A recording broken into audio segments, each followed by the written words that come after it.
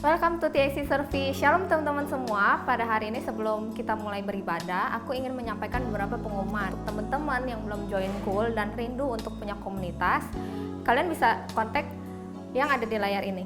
Untuk teman-teman yang rindu untuk memberikan persembahan diakonia dan perpuluhan, kalian bisa transfer ke rekening ada di sini. Jangan lupa untuk follow Instagram TAC di @gamecc.tac. Selamat beribadah teman-teman semua. God bless you.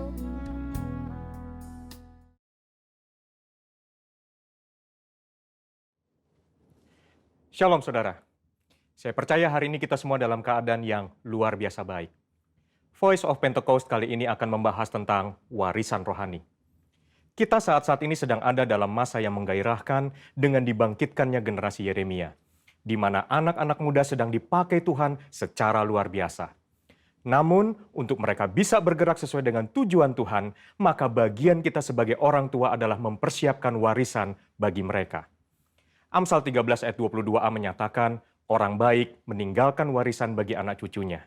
Ayat ini mengajarkan bahwa harus ada warisan yang diberikan bagi anak cucu. Yang dimaksud tentu bukan warisan harta kekayaan, tetapi warisan nilai-nilai kehidupan yang membentuk dan mengajar anak-anak untuk hidup benar di hadapan Tuhan. Kenapa kita sebagai orang tua harus meninggalkan warisan rohani? Warisan menjadi penting karena kita sedang memberikan dasar berpijak yang kuat untuk mereka meneruskan apa yang sudah dibangun sebelumnya. Sehingga mereka tidak perlu memulai dari nol. Justru dengan warisan yang kita berikan kepada mereka akan membuat generasi Yeremia akan bergerak lebih cepat, membangun lebih banyak dengan dampak yang jauh lebih besar. Warisan rohani yang seharusnya didapat oleh seorang anak adalah yang pertama, keteladanan. Dalam hal ini, keteladanan dalam beribadah dan melayani Tuhan. Mari kita lihat kehidupan Samuel. Sejak kecil Samuel sudah berada dalam lingkungan bait Allah dan terbiasa mengenakan jubah dan baju efod dari kain lenan yang dibuatkan ibunya. 1 Samuel 2 ayat 19 mencatat, setiap tahun secara rutin ibunya memberikan jubah imam kepada anaknya. Ini adalah gambaran kesetiaan dan kesungguhan dari seorang ibu yang menginginkan anaknya tumbuh menjadi seorang pelayan Tuhan. Hasilnya adalah Tuhan justru memilih Samuel menjadi imam dibandingkan dengan kedua anak imam Eli sendiri yang hidup dalam dosa. 1 Samuel 2 ayat 26 mencatat bahwa Samuel yang muda itu semakin besar dan semakin disukai, baik di hadapan Tuhan maupun di hadapan manusia. Samuel mendapat pijakan untuk langkah awalnya sebagai seorang imam melalui kesetiaan ibunya. Sedangkan Hofni dan Pinehas kehilangan pijakan itu dikarenakan sikap ayahnya yang hanya mempedulikan jabatan dan fasilitas sebagai imam serta menghormati anak-anaknya lebih daripada menghormati Tuhan. Orang tua yang tekun berdoa, tekun membaca Alkitab, dan setia melayani Tuhan menjadi contoh yang akan ditiru oleh anak-anaknya. Menjadi teladan adalah inti dari menolong anak-anak untuk berkembang secara rohani. Anak-anak mengamati kita ketika kita sama sekali tidak menyadarinya, merekam dalam pikiran dan hati mereka setiap rinci dari sikap dan tindakan kita. Seringkali, teladan dalam hal beribadah jauh lebih efektif dibandingkan dengan perintah untuk beribadah. Orang tua harus hidup dalam kebenaran dan iman untuk bisa mewariskan hal-hal rohani kepada anak-anaknya. Orang tua jangan hanya menyuruh anak berdoa dan membaca Alkitab setiap hari, tapi jadilah teladan dalam berdoa dan membaca Alkitab setiap hari. Pentingnya kita sebagai orang tua untuk kita memperkenalkan Yesus Kristus sebagai Tuhan dan Juru Selamat sedini mungkin kepada anak-anak kita. Sehingga sebagaimana kita menerima keselamatan, demikian juga anak-anak kita diharapkan akan menerima Yesus Kristus sebagai Tuhan dan Juru Selamat mereka. Yang kedua, ketaatan. Ketaatan kepada Tuhan dan tidak berkompromi dengan dosa dan kecemaran, atau yang disebut hidup yang berintegritas. Sebelum anak-anak belajar menanggapi suara Allah, mereka pertama-tama harus belajar menanggapi suara orang tua mereka. Tuhan mengajar umat Israel melalui Yeremia dengan sebuah contoh dari kehidupan kaum orang Rekhab, dan kaum orang Rekhab menolak anggur pemberian Yeremia karena setia kepada perintah Yonadab bin Rekhab, bapa leluhur mereka, yang memerintahkan untuk tidak minum anggur sampai selama-lamanya. Dan Tuhan memberikan janjinya bahwa keturunan Yonadab bin Rekhab tidak akan terputus melayani Tuhan sepanjang masa. Teladan kekudusan ini haruslah bisa dicontoh oleh seorang anak dari orang tuanya. Di tengah dunia yang semakin rusak dan menuju kepada kehancurannya, umat Tuhan harus bisa memisahkan dirinya dari kedagingan dan perbuatan cemar. Perenungan firman yang teratur, pembacaan buku-buku rohani yang berkualitas, kehidupan doa, pujian, dan penyembahan yang berkesinambungan adalah syarat untuk mendapatkan kehidupan rohani yang semakin kuat dan semakin dewasa. 3. Kasih, yaitu kasih mula-mula, kasih yang mendalam kepada Kristus. Kasih adalah dasar dari kehidupan orang percaya. Tuhan Yesus memberikan perintah agung, yaitu mengasihi Allah dan sesama sebagai hukum yang terutama. Orang tua yang mengasihi Tuhan harus dapat mempraktekkan kasih itu di tengah-tengah keluarganya. Seorang ayah yang mengasihi istrinya dan seorang ibu yang menghormati suaminya menjadikan seorang anak hidup dalam kasih dan memudahkannya mengenal kasih Bapa di dalam Yesus Kristus. Kasih akan membentuk pribadi yang bertumbuh baik dan membawa mereka mengenal Allah yang adalah kasih itu sendiri. Ketika anak dipenuhi oleh kasih, maka anak akan memiliki rasa aman yang sangat dibutuhkan untuk mereka bisa mengembangkan potensinya secara penuh. Hasilnya akan memunculkan generasi unggul yang akan mentransformasi bangsa Indonesia melalui karakter, pengetahuan, dan kemampuan yang mereka miliki. Untuk anak-anak muda, ayo kita perhatikan dengan sungguh-sungguh apa yang sedang ditanamkan oleh otoritas di atas kita di dalam kehidupan kita.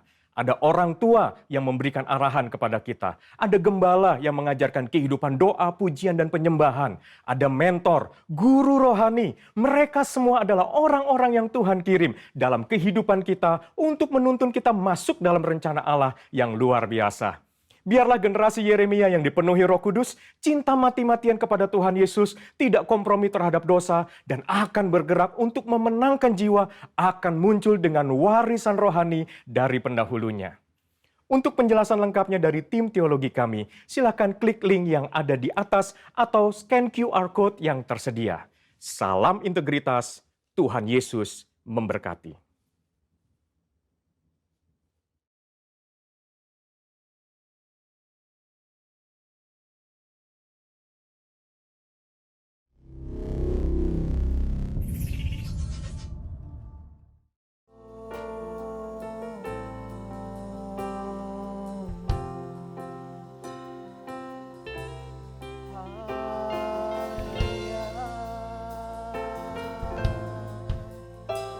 Terima kasih Tuhan,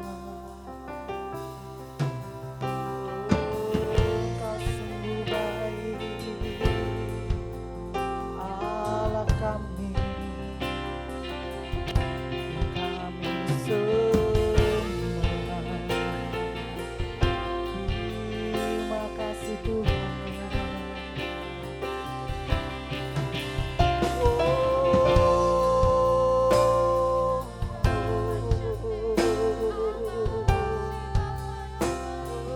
Kau sungguh baik bagi kami Tuhan.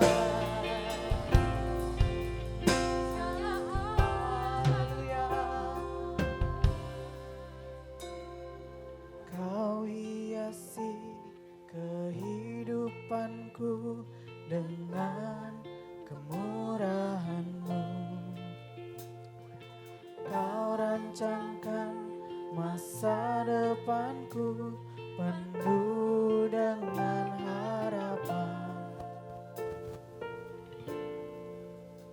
Aku ada saat ini, semuanya karena kasih-Mu.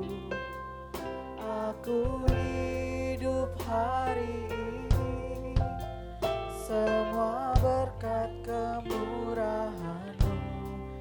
Terima kasih Yesus, Engkau sangat baik, teramat baik bagiku. Teman-teman boleh bangkit berdiri.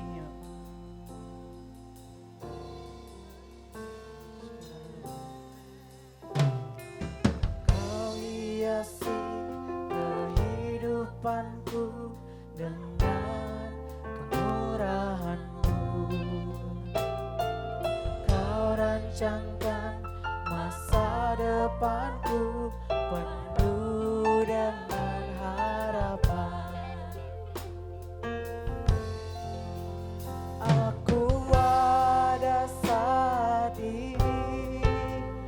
semuanya karena kasih-Mu. Aku hidup hari ini, semua berkat kemurahan-Mu. Terima kasih Yesus, Engkau sangat baik, teramat baik bagi saat ini. Semuanya karena kasih-Mu. Aku hidup hari ini, semua berkat kemurahan-Mu. Terima kasih Yesus, Engkau sangat baik, teramat baik bagiku.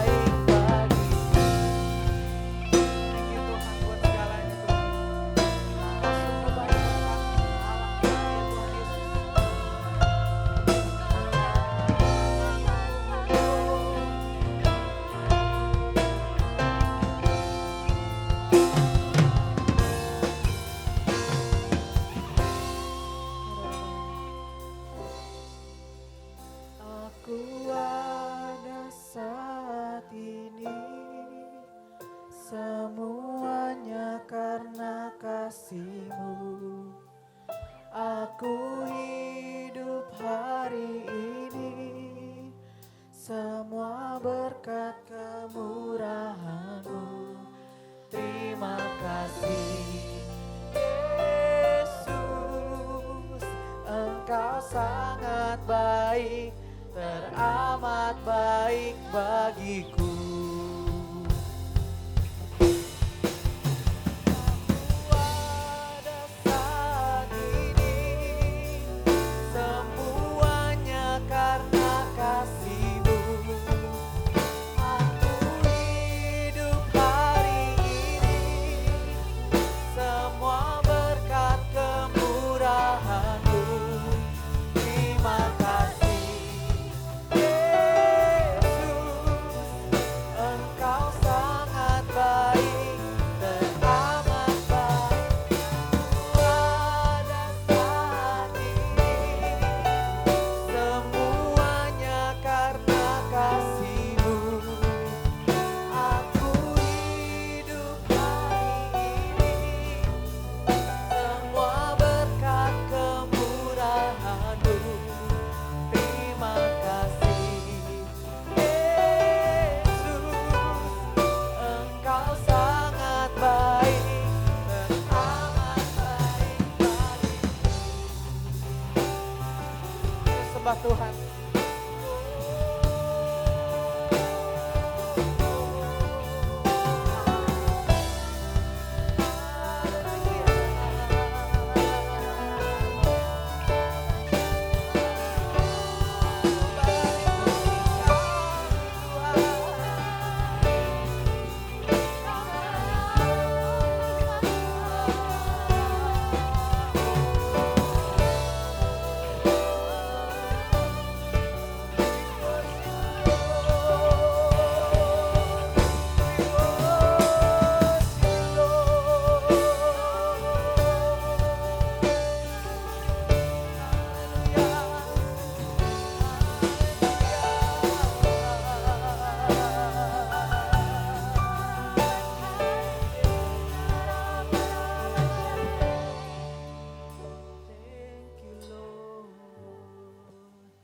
Tuhan, thank you buat pagi hari ini Tuhan Yesus. Sebentar kami ingin menyembah-Mu lebih lagi ya Tuhan Yesus. Engkau siapkan hati kami, Engkau beri semangat buat kami yang baru ya Tuhan Yesus. Terima kasih Tuhan, hanya dalam nama Tuhan Yesus kami telah berdoa. Haleluya. Amin.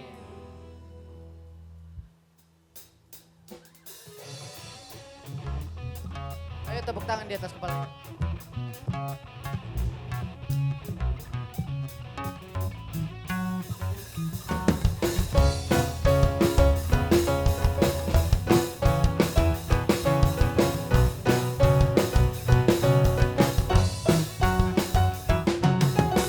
Angkatlah tinggi pancinya dan sorakanlah kemenangannya. Kemenangannya Belenggu telah dipatahkan, kutuk dan maut telah dikalahkan. Oleh darah-Mu yang bebaskanku. Kaulah Raja yang hebat, kebangkitan-Mu di dalamku, di dalamku. Tiada takut dan getar, kemenanganku bersamamu, bersamamu.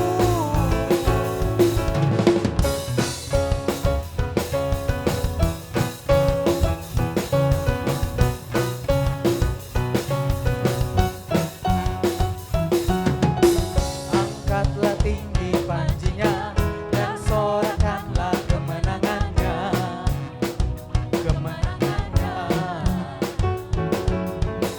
Belenggu telah dipatahkan, kutuk dan maut telah dikalahkan, dikalahkan. Oleh darah-Mu yang bebaskanku. Kaulah Raja yang hebat, kebangkitan-Mu di dalamku, di dalamku. Tiada takut dan getar, kemenanganku bersamamu, bersamamu.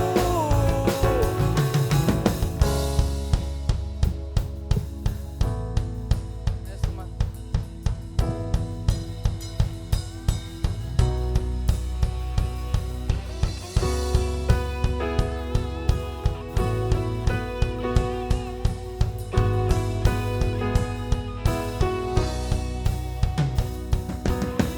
Dulu sekarang selamanya, Kau berkuasa atas segalanya. Nama-Mu yang kuserukan, Kaulah Raja penebusnya hidup. Dulu sekarang selamanya, Kau berkuasa atas segalanya. Nama-Mu yang kuserukan, Kaulah Raja penebusnya hidup. Kaulah Raja yang hebat, kebangkitan-Mu di dalamku, di dalamku. Tiada takut dan getar, kemenanganku bersamamu, bersamamu.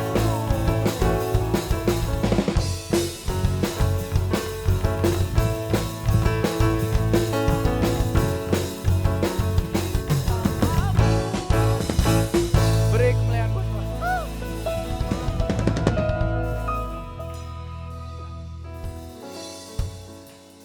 Katakan who am I?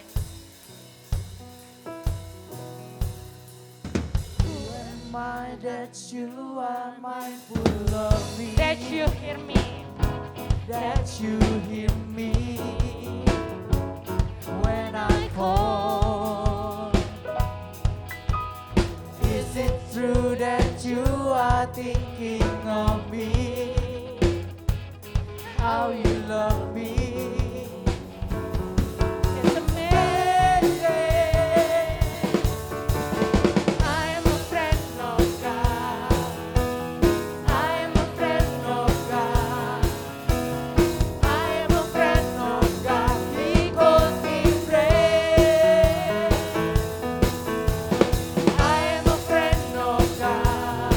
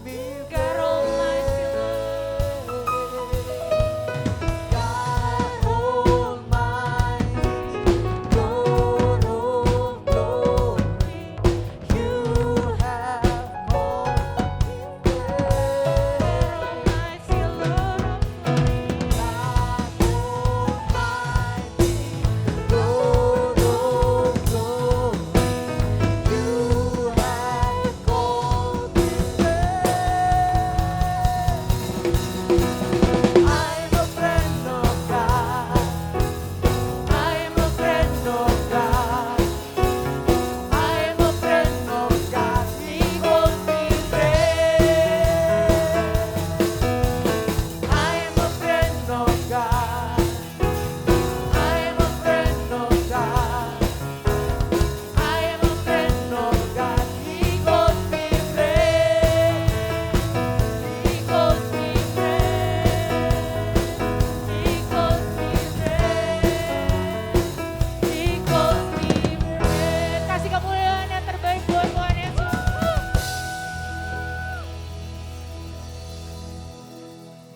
Ya, teman-teman, sama-sama kita mau siapkan hati kita sebelum masuk firman Tuhan.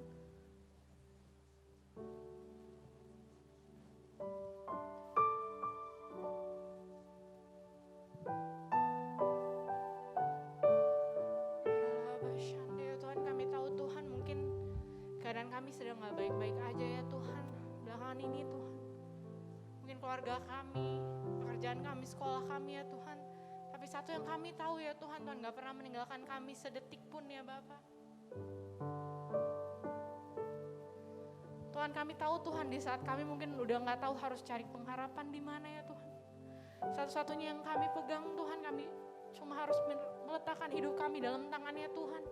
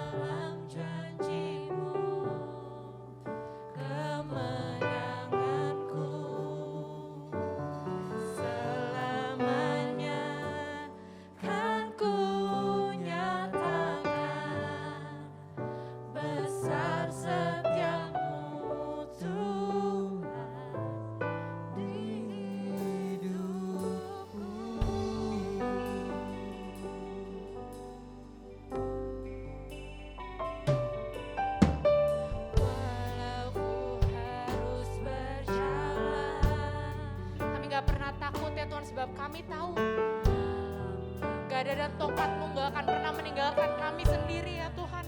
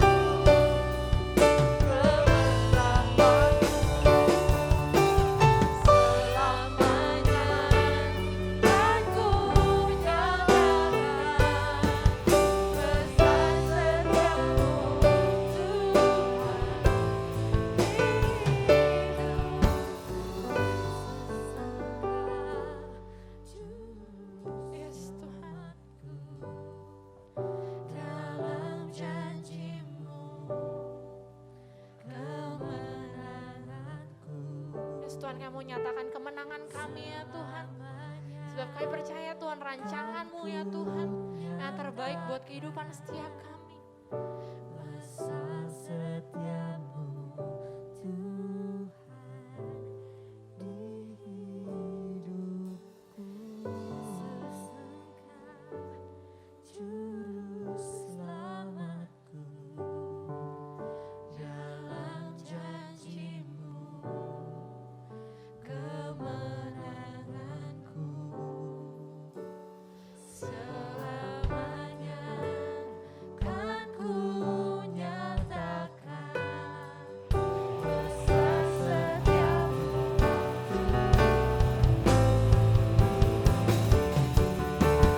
Yesus Engkau juru selamatku dalam janji-Mu,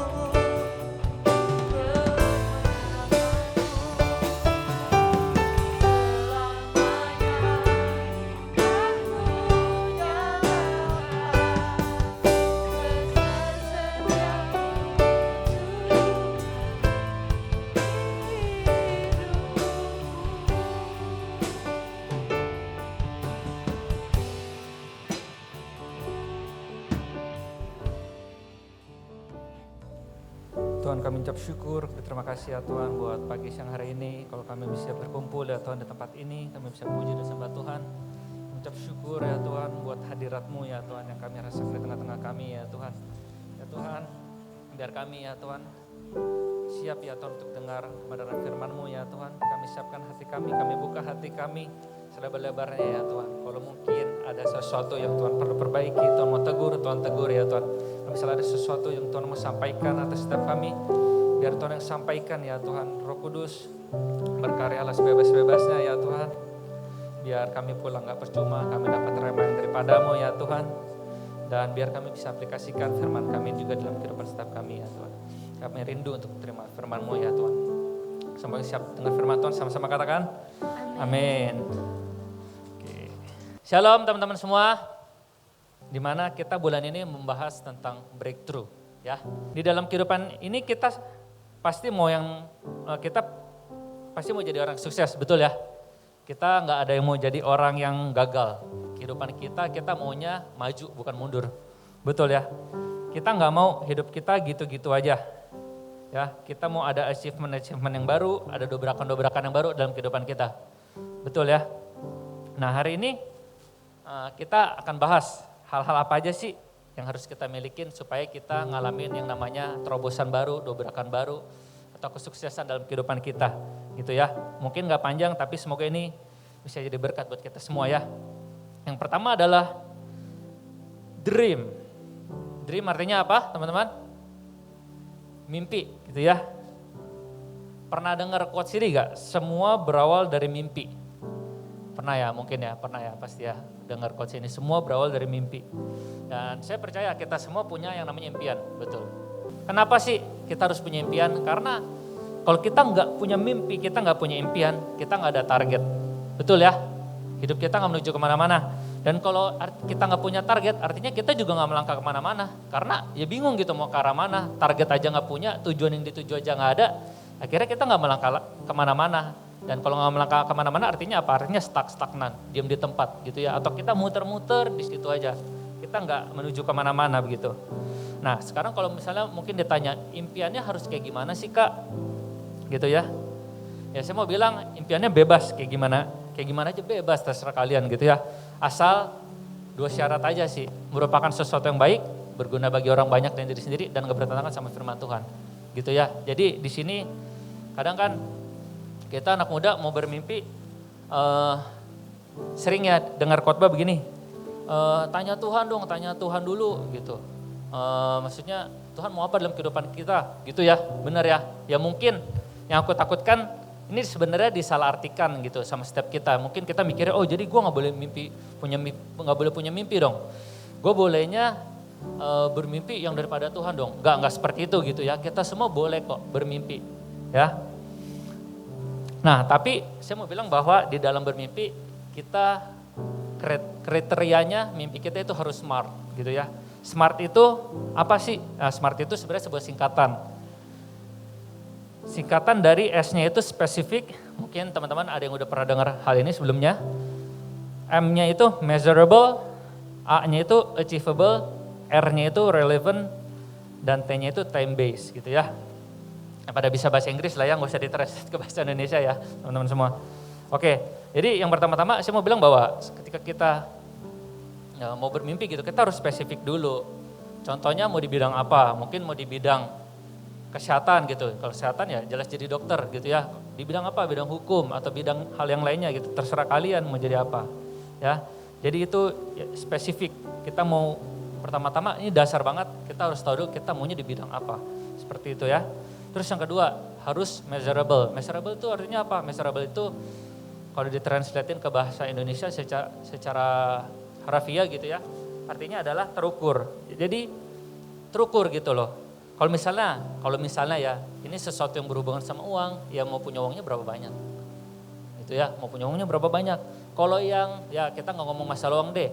Kalau misalnya kita ngomong jabatan gitu, jabatannya mau setinggi apa gitu. Kalau kita mau kita bilang gitu ya, pemimpin masih bias gitu kan, jadi ketua kelas juga pemimpin, betul ya. Jadi ketua RT pemimpin juga gak? Pemimpin juga. Jadi seorang ayah pemimpin juga gak? Pemimpin juga gitu ya. Jadi sebenarnya harus tadi spesifik dan measurable, jabatannya setinggi apa gitu loh. Misalnya mau jadi wali kota kah, mau jadi gubernur kah, pemimpin kan banyak jenisnya. Seperti itu ya, jadi harus terukur jabatannya setinggi apa. Dan yang ketiga, achievable ya. Dipikir pakai logika gitu, dengan pikiran yang rasional, mungkin gak dicapai, possibility-nya berapa persen?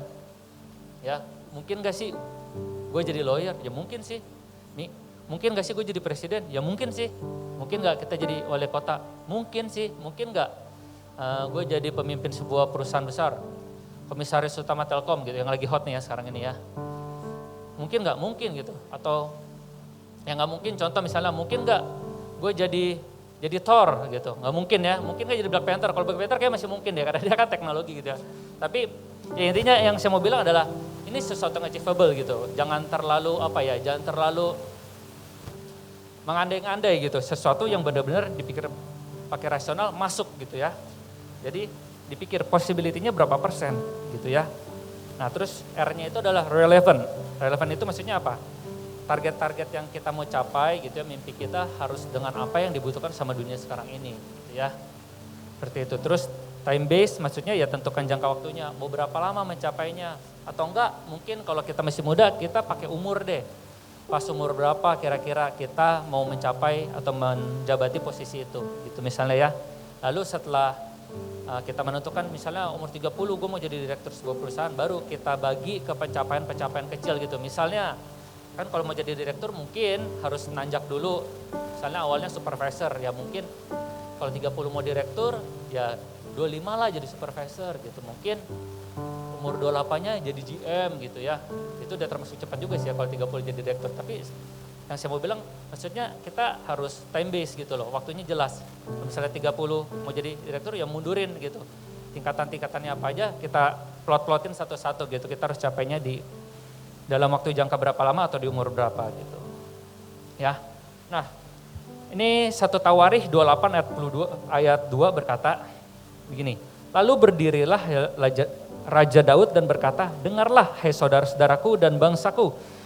Aku bermaksud hendak mendirikan rumah perhentian untuk tabut perjanjian Tuhan dan untuk tumpuan kaki Allah kita. Juga aku telah membuat persediaan untuk mendirikannya."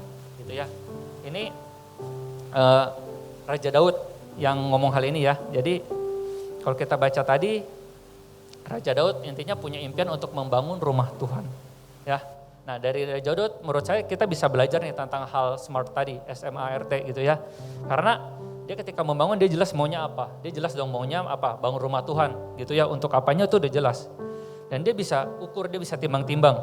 Butuhnya apa-apa aja. Makanya kalau kalian baca di Tawarikh gitu ya, wah tuh ada detail-detail banyak banget gitu ya, bangunan ini apa segala macam, butuhnya apa-apa aja kayak gitu ya. Dia udah timbang-timbang butuhnya apa-apa aja dan seberapa banyak ya. Dan dia berpikir bahwa itu memang bisa dicapai gitu ya, cuma mungkin prosesnya aja agak panjang.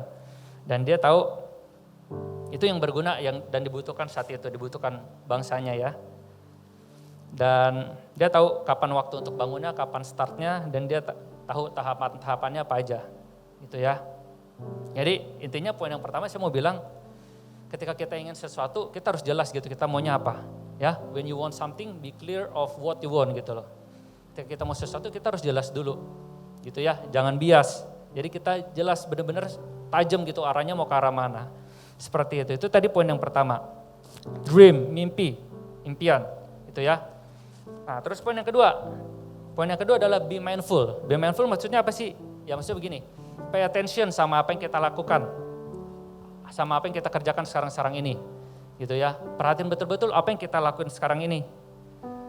Nah apa yang kita lakukan sehari-hari, kenapa perlu kita perhatiin? Karena begini, kita harus timbang-timbang gitu ya, yang kita lakukan sehari-hari ini, rutinitas kita, membawa kita semakin dekat gak ke mimpi kita. Ya, karena saya percaya impian kita harus selaras sama perbuatan kita. Ya, yang saya takutkan setiap kita gini, kita punya mimpinya apa, tapi kegiatan yang sehari-hari dilakukan apa. Atau malah tindakan yang kita sehari-hari lakukan, membawa kita semakin jauh dari mimpi kita. Contoh gitu ya, kalau mau jadi dokter, kerjanya ngapain? Ya belajar lah, misalnya dokter apa, misalnya dokter kecantikan, ya belajar hal seputar beauty gitu ya, segala macam, kosmetik gitu segala macam ya. Misalnya jadi lawyer gitu ya, mungkin belajar apa? Ya harus beli buku, harus banyak baca, harus hafal pasal-pasal segala macam gitu ya, bukan ngegame, bukan nongkrong-nongkrong gak jelas, bukan scroll TikTok berjam-jam gitu ya. Ya scroll TikTok boleh sih sebenarnya, karena di TikTok juga banyak edukasi ya. Saya juga banyak belajar di TikTok gitu, enak lagi. Bisa dapat ilmu yang baru, bisa dapat ilmu yang signifikan dengan waktu yang singkat gitu ya. Tapi saya nggak tahu deh, yang di sini scroll TikTok buat apa aja gitu ya. Sama sehari spend waktu berapa banyak gitu. Nah kalau begitu pokoknya kalau misalnya mimpi nggak selaras sama tindakan sehari-harinya, ya gawat gitu ya. Makanya saya mau bilang pada pagi siang hari ini, ya kita harus be mindful sama apa yang kita lakukan sehari-hari gitu ya. Jangan-jangan semakin jauh kita dari mimpi kita. Sampai suatu saat nanti kita udah punya planning yang tadi umur 25 mau capai ini, umur 28 mau capai ini, umur 30 capai ini, nggak kecapai. Akhirnya apa? Kita coba mundurin, 33, 35 lah, gue capai lah nggak apa-apa, cincai lah udah 35 tahun. Akhirnya nggak kesampaian juga, akhirnya udah bablas gitu, udah nggak bisa lagi. Dan penyesalan pun terjadi gitu. Dan saya rindu anak-anak THC semuanya, anak-anak muda, nggak ada yang sampai suatu saat menyesal. Itu ya, kita semua harus jadi somebody, kita semua harus jadi orang. Seperti itu. Ya, sekali lagi be mindful sama apa yang kita kerjakan sekarang ini, gitu ya. Don't waste your energy, don't waste your time, gitu ya. Jangan habisin energi kita, jangan habisin waktu kita, jangan habisin tenaga kita. Kenapa? Karena itu tuh resources. Itu tuh semua apa ya?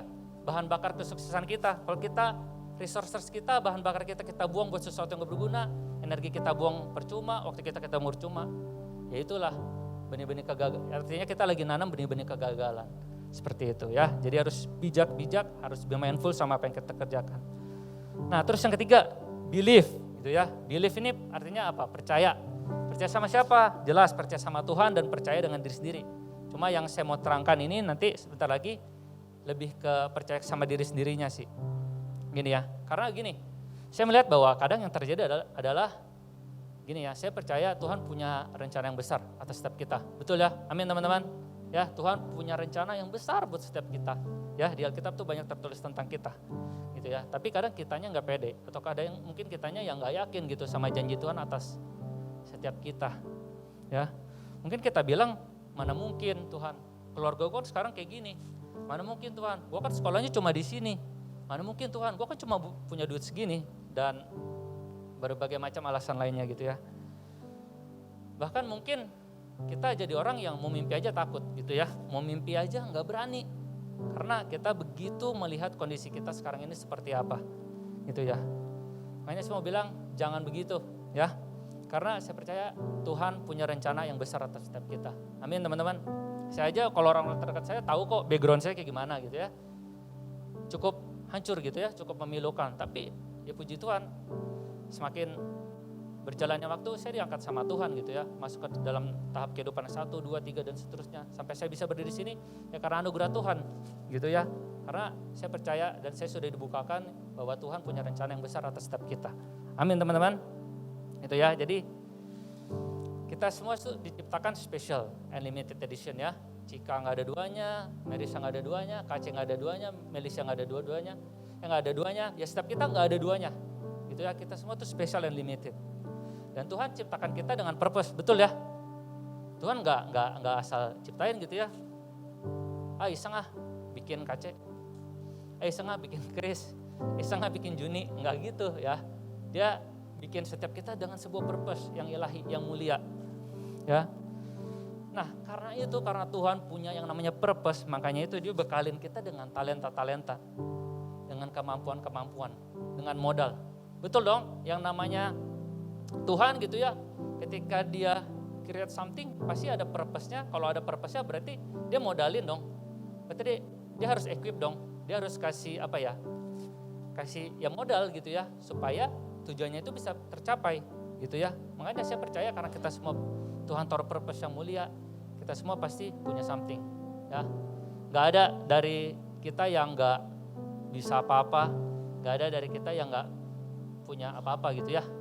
Saya malah justru di dalam sebuah tahap kehidupan saya sebelumnya gitu ya, saya kalau ngelihat ke orang-orang sekitar saya paling gak bisa apa-apa, saya ngelihatnya gitu ya. Tapi gak tahu gitu, Tuhan bawa saya malah maju gitu.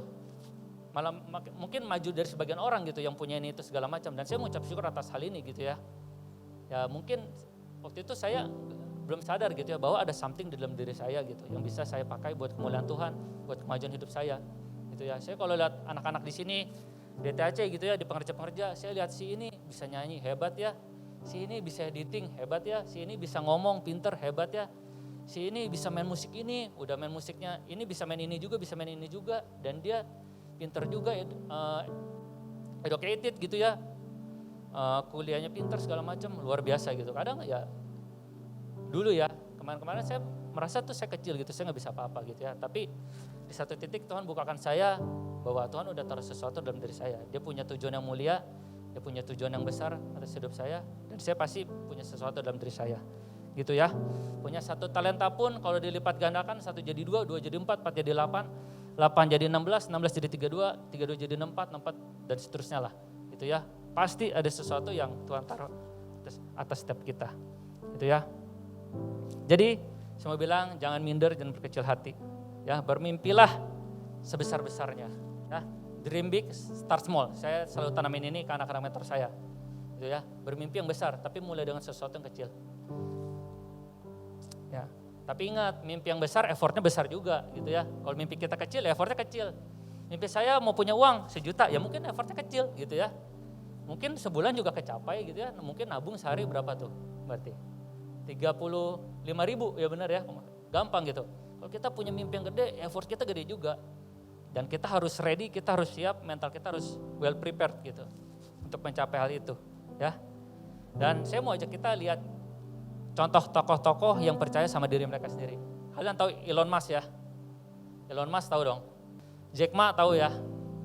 Ya, orang-orang ini nih dulu ya, ketika mereka belum sukses dianggap orang-orang aneh sama teman-temannya, sama kalangan dia, bahkan sama berbagai company gitu ya, yang diajak kerjasama dianggap aneh. Apaan sih? Mau ke ini, mau ke Mars gitu, mau eksplorasi ke Mars gak jelas apa segala macam, gimana caranya bla bla segala macam. Jack Ma dulu ya kan, dia yang promote internet gitu ya, dia bilang melalui internet ini peluangnya besar banget ya, sebelum terjadi Alibaba gitu ya, di masa-masa dia rintis Alibaba. Dia bilang ini kesana segala macam, gak percaya. Akhirnya sekarang Alibaba jadi marketplace yang gede banget gitu ya. Akhirnya sekarang Elon Musk jadi orang yang luar biasa gitu ya, bikin roket, habisin dana gak tahu berapa juta dolar gitu ya. Yang tweetnya sekarang bisa bikin kripto naik dan turun gitu ya, influence-nya luar biasa gede. Padahal ini orang-orang yang dulu gak dipercaya dan dianggap aneh, tapi mereka believe in themselves gitu ya, mereka percaya kepada diri mereka sendiri dan akhirnya mereka bisa create something yang big dan influence-nya luar biasa gitu ya. Jadi ya kita harus jadi orang seperti ini teman-teman. Cuma ya kita namanya anak-anak dalam Tuhan, saya mau bilang bahwa ya jangan lupa untuk libatkan Tuhan dalam segala perkara yang kita lakukan. Jangan ngandelin kekuatan kita sendiri ya. Karena Yeremia 17:7 berkata, diberkatilah orang yang mengandalkan Tuhan, yang menaruh harapannya pada Tuhan. Sekali lagi, Yeremia 17 ayat 7, diberkatilah orang yang mengandalkan Tuhan, yang menaruh harapannya pada Tuhan. Gitu ya. Lalu kita masuk ke ke poin yang keempat. Yang keempat, keep on grinding. Keep on grinding maksudnya apa nih? Grinding apa ya di arti bahasa Indonesia ya? Gigih lah gitu ya. Grinding itu kerja keras. Gigih lah gitu intinya. Gitu ya. Pengkhotbah 11 ayat 6, taburkanlah benihmu pagi-pagi hari, dan janganlah memberi istirahat kepada tanganmu pada petang hari, karena engkau tidak mengetahui apakah ini atau itu yang akan berhasil, atau kedua-duanya sama-sama baik. Nah, ayat ini berbicara tentang kegigihan atau persistence gitu ya bahasa Inggrisnya. Nah, di dalam berusaha kita tentu nggak tahu ya cara ini atau itu yang akan berhasil gitu ya. Kadang kita mikir kita tahu aja, ternyata ketika kita implementasikan ke bisnis kita atau ke usaha kita ternyata gagal gitu ya.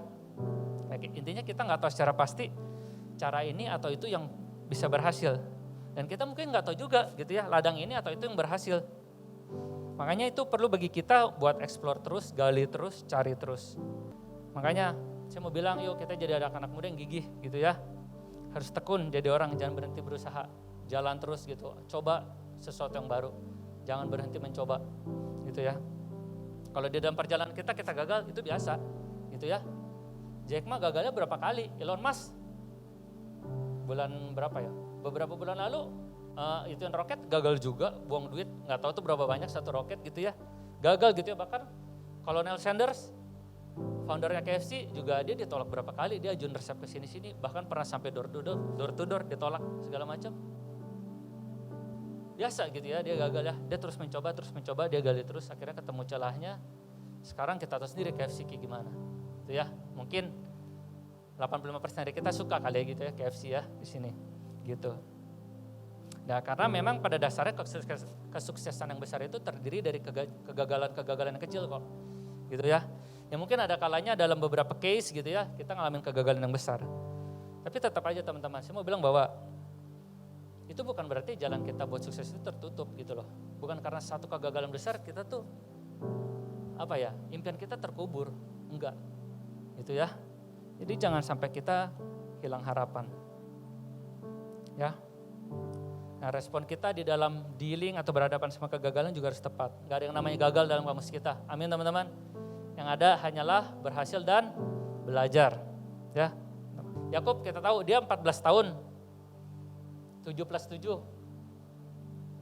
kerja sama orang tuanya Rahel ya, sebelum dia dapetin Rahel. 14 tahun waktu yang singkat apa waktu yang cepat? Lama ya? Singkat apa cepat? Cepat atau lama?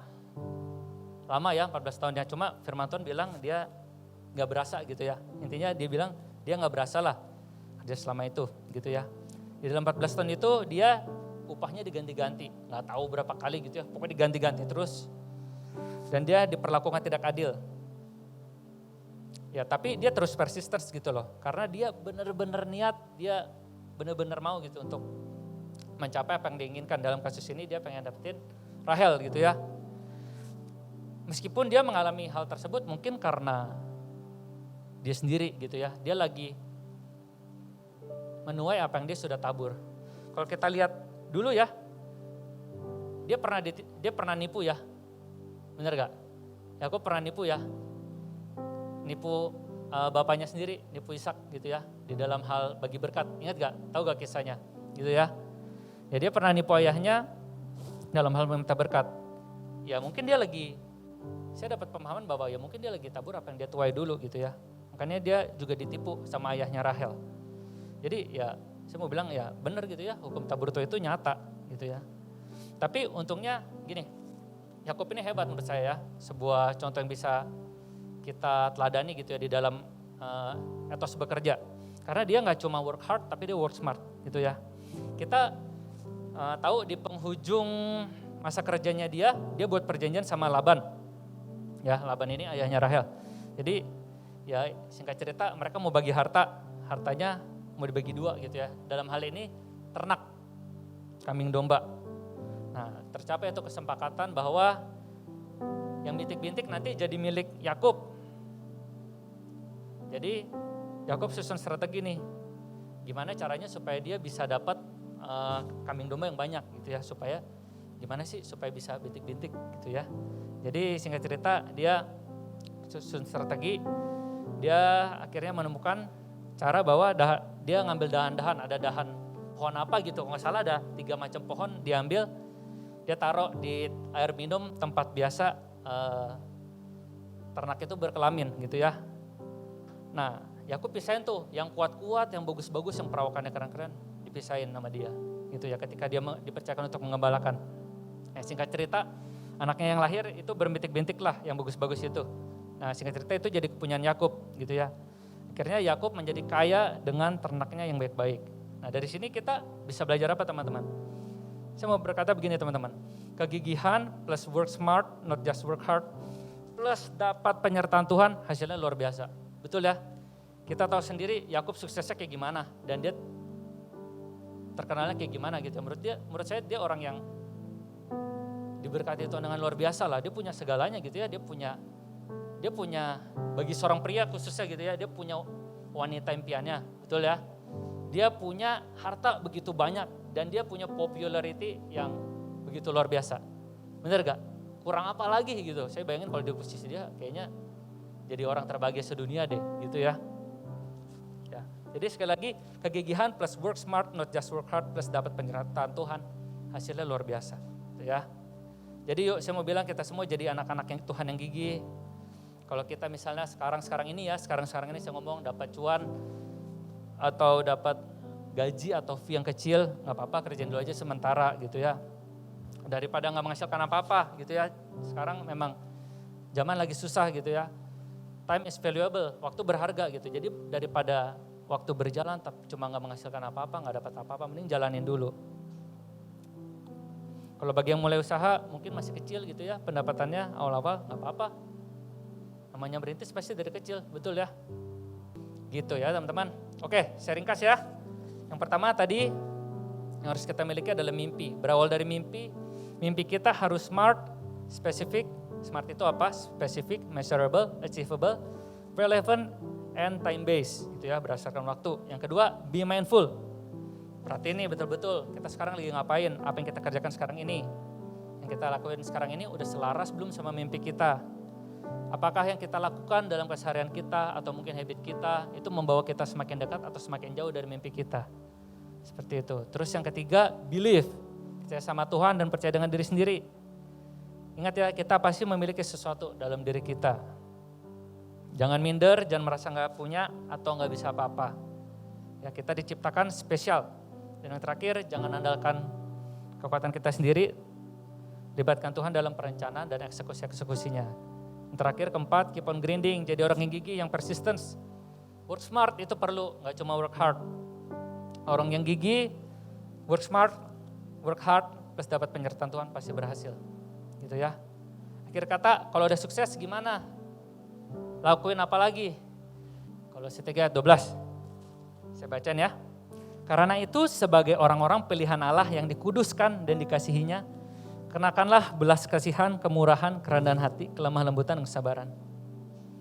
Kalau udah sukses jadi orang, ngapain lagi nih? Saya mau bilang, jadi kayak gimana ya bebas, terserah kalian.